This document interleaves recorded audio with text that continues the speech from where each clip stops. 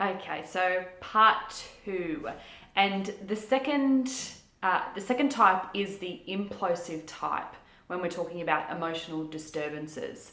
Okay, so in the first part I spoke about explosive, and the second part is implosive.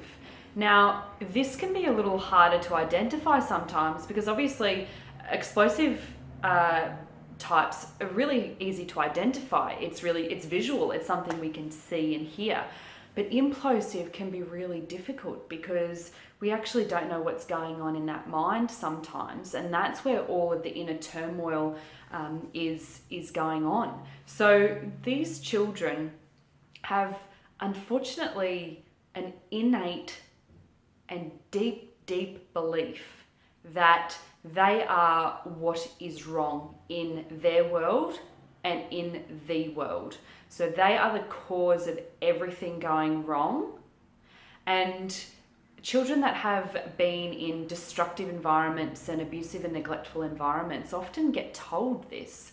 So they get told what they do wrong all the time, that they are the problem. And when this is conducted by a primary caregiver or somebody that the child has a really close bond with, then they definitely believe it. So this becomes their machinery, so to speak. So this is ingrained in their mind.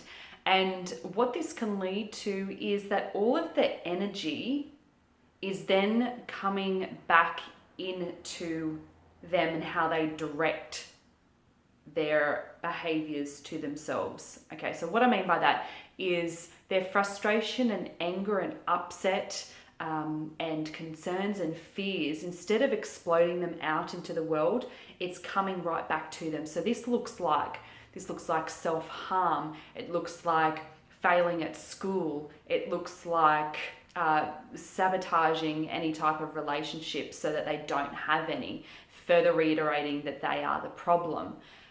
So this is what it looks like for them. So everything that's going wrong, they believe they are the problem.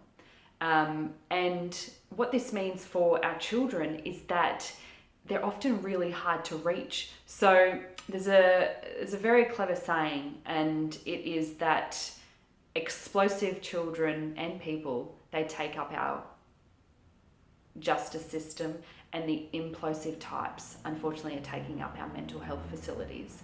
So that gives you a bit of an indication of how it manifests in the world that we see as well.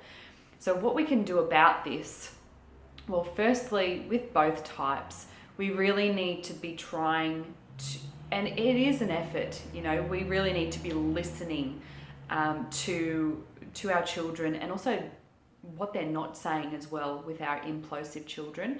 So we need to figure out the deep message, the deep need that is not being met, that they're trying to communicate with us.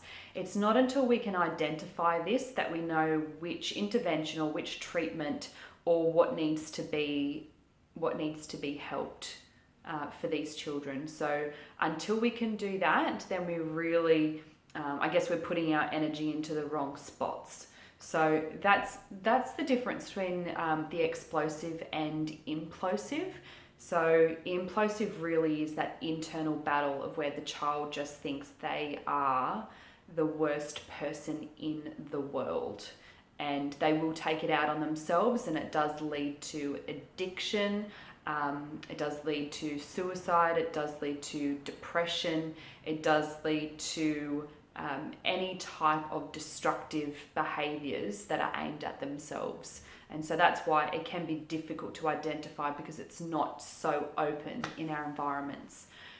So that's the difference. So I hope that gives you some indication and idea, and maybe some thoughts around where to go from here. But if you still don't have much of an idea, then get in contact with me, write something in the comments, or write an email address in the comments, or a phone number, and I'll be sure to give you a call and see what we can come up with for the child that you're caring for, okay? Because after all, I do, and I know you do as well, we want them all to feel supported and loved and needed and safe as possible.